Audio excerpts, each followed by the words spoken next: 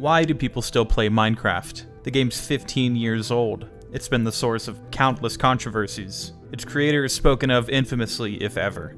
It's a game that just barely qualifies as being three-dimensional, comprised entirely of simple sprite sheets wrapped around cubes. For many years, it was regarded only as a child's game that would be strange to play as an adult. So what inspires people to keep launching it? It's not unique in being a fun building game, or an exploration game, or a social game. There are dozens of others that meet all of the same criteria. Many of them even outperform Minecraft in one or several of those categories. There's no shortage of far too dramatic videos on YouTube discussing at length Minecraft and why it's quote-unquote good. But I started thinking about why I personally regard it as one of the greatest games ever made.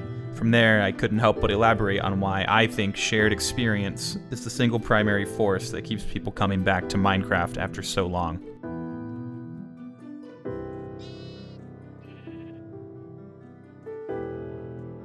A single-player Minecraft world evokes many emotions, even with how plain it looks on the surface. It's a bunch of cubes, often placed with no resemblance to reality, but that simplicity is the very root of the emotion.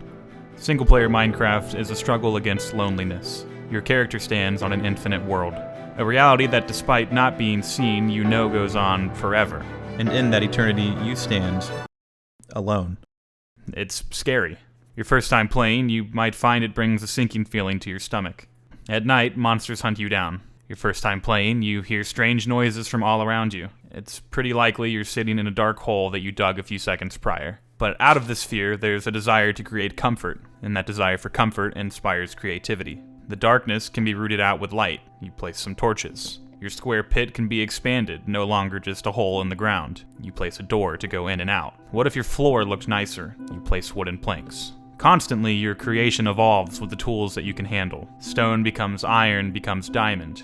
With each of these progressions, new options to build become available to you. Your creativity is directly paced by your discovery. Building a fortress with hundreds of stone bricks sounds impossible when you're working with a stone pickaxe and a tree or two. But once you have 8 furnaces set up and chests full of cobblestone just lying around, why not? Suddenly, the fear of the unknown becomes fear of the known. You've conquered the physical dangers around you, and for what? Still, you stand alone. The giant fortress around you feels cold and empty, so you fill it with animals and music and colorful patterns. It helps, but the battle can't be won. You expand to fight that feeling, and you can dull it, but it's impossible to escape it. Because you are alone, it is inevitable to feel lonely.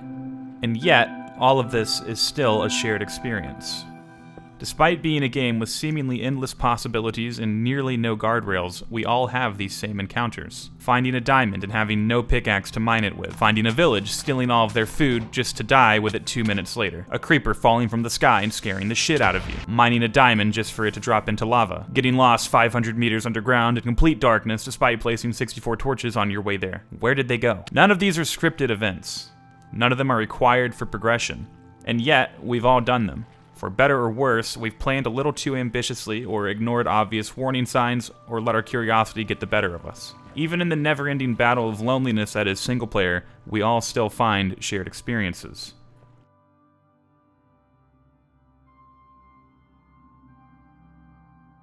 And then, you discover multiplayer. Loneliness transforms into camaraderie. Every experience now contributes to a whole. While the literal experiences might seem the same when described, the way they play out couldn't be more different.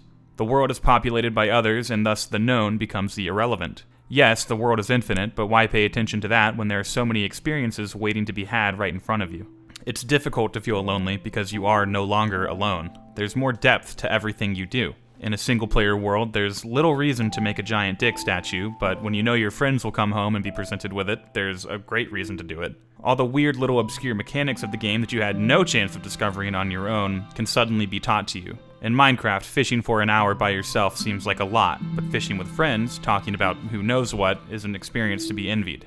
In single-player, you might look back at what you've accomplished and feel proud. You took an empty, dark, scary world and carved out a little pocket. Where there was nothing but the infinite and monsters that wanted to kill you, now there's a warm home. A glass dome shining at the bottom of the sea. The portrait of your character standing 10 blocks high. A castle wall so tall, no monster could ever get past it. Tower of light that couldn't be missed from miles away. You're proud of these memories because you made them yourself. No one else could experience it the way that you did. In multiplayer, the goal is slightly different. The emotions are different. Where there was loneliness, now there's community. When you look back, you remember the moments shared with others. Your friend falling to their death for the 12th time. A creeper blowing you both up at the same time. The secret room they built behind a painting while you were away mining. Where they were monsters to kill, now, maybe, they are enemy players to kill. Everything is bigger. Your warm home is instead a sprawling village. Your glass dome at the bottom of the ocean looks more like a research facility. The portrait of your character is now 100 blocks high, and it's joined by similar statues next to it. Your castle wall is taller than any mountain and spans entire canyons. Your tower of light becomes a lighthouse, perfectly crafted on the edge of the sea. You're proud of these memories too, because you made them together. No one else could experience it the way that you all did. Will you remember the things that you built? Yeah, I mean, obviously. But are they really what you're gonna look back on? Probably not.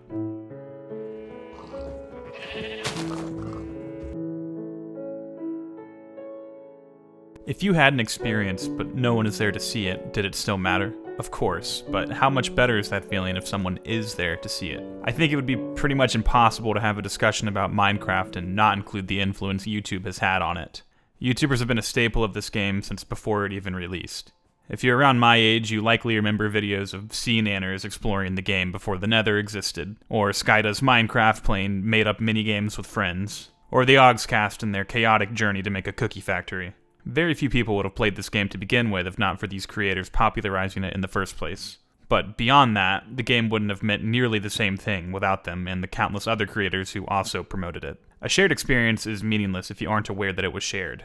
These creators felt like your friends because they experienced the same things that you and your friends did.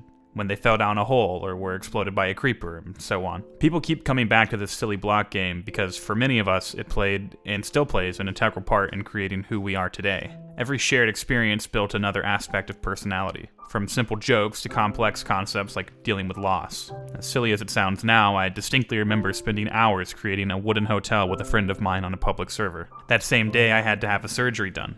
When I came home, already stressed about the surgery and the future, I logged onto the server to find that someone had burned the entire thing down. Of course, it's just a game, but I was a kid, and in that moment, it was a lot for me to take in. But, as with everything else in this game, it was a shared experience. It reminded me of the several times the Ogscast had their home burned down over the years and how they always reacted by laughing at it. There were lessons being taught where there was no one trying to teach. Always in life, and now more than ever, people need connection. They need to feel like they're not alone. Minecraft is that perfect catalyst. It's simple enough for a parent and their child to bond over it. It's approachable enough for a young couple to get to know each other on it. It's deep enough for lifelong friends to keep coming back to the same world even after years. Singleplayer stops feeling so lonely once you're aware of how many others have played on so many other worlds. Multiplayer continues to be a joy year after year despite the core concept of the game mostly being the same. Content creators seem to never run out of ideas despite grinding the same game for over a decade. In this day and age, it's all too easy to feel alone, and more often than not, you are alone. But for that reason, is it really difficult to understand why playing a 15-year-old block game still feels like being together?